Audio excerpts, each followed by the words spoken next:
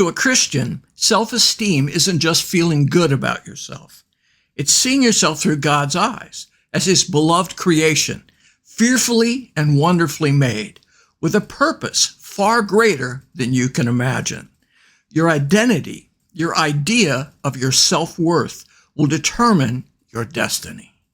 That's why it's so important that you have a healthy self-esteem. Take a moment to reflect on these 10 questions to get an idea of how healthy your self-esteem is right now. How often do you experience these feelings or behaviors? Choose the response that best reflects your experience. Write down the letters for each answer. We'll score them at the end. And then at the end of this video, I'll give you specific action steps that you can take to increase your self-esteem in Christ. Number 1, how often are your thoughts about yourself negative or focusing on your flaws or failures? A, almost always. B, frequently.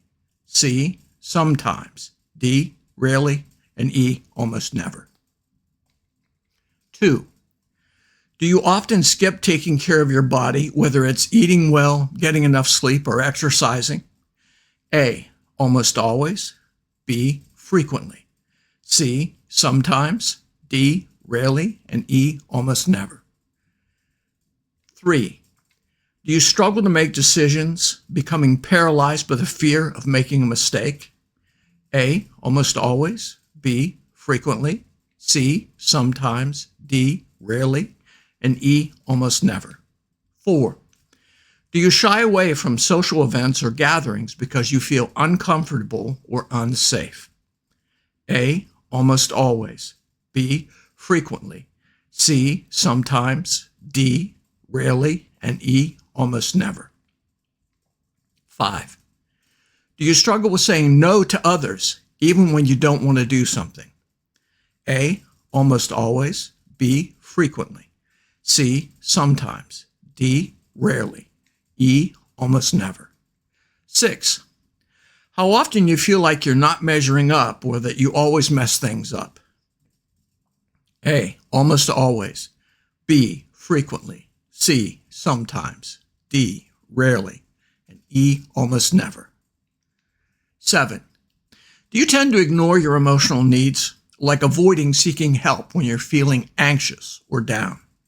A, almost always. B, frequently. C, sometimes. D, rarely. And E, almost never. 8, do you often feel stuck in life as though you're not sure where you're headed or what to do next? A, almost always. B, frequently. C, sometimes. D, rarely. E, almost never. 9, how often do you try to please others because you don't want them to be disappointed with you? A, almost always. B, frequently. C, sometimes. D, rarely. E, almost never. 10, how often do you feel lonely or isolated? A, almost always. B, frequently. C, sometimes. D, rarely. E, almost never. Your self-esteem score. Now, tally your points. Here's the scoring system for each answer. A is 5 points, B is 4, C is 3, D is 2, and E is 1 point. Pause the video and then begin when you've tallied your points. Score interpretation. 10 to 19 points. You're feeling pretty good. Your self-esteem is strong and you're not at risk for low self-esteem right now. 20 to 29 points. You're doing okay, but there are a few areas to work on to keep your self-worth high. 30 to 39 points. You appear to be struggling with low self-esteem. Take action to see yourself as God sees you and to feel good about yourself. 40 to 50 points. It looks like you're really having a tough time. It may help to talk to someone or seek support. I recommend you begin by talking to a pastor or to a Christian counselor. This short quiz is based on commonly accepted factors which determine self-esteem. It's for information purposes only. Your sense of self-worth, your self-esteem may go up and down like a yo-yo if it's based on your thoughts or your emotions. Emotions are notoriously bad foundation materials. You need to build on something that can't be shaken. Build your life on the Lord Jesus Christ and his love for you. David wrote in Psalm 62, 5-7 in the Amplified Version, "For God alone my soul waits in silence and quietly submits to him. For my hope is from him. He only is my rock and my salvation, my fortress and my defense. I will not be shaken or discouraged. On God my salvation and my glory rest. He is my rock of unyielding strength. My refuge is in God." David wrote that after he discovered that his son was rebelling against him and trying to take his kingdom. Think about that for a minute. That's amazing.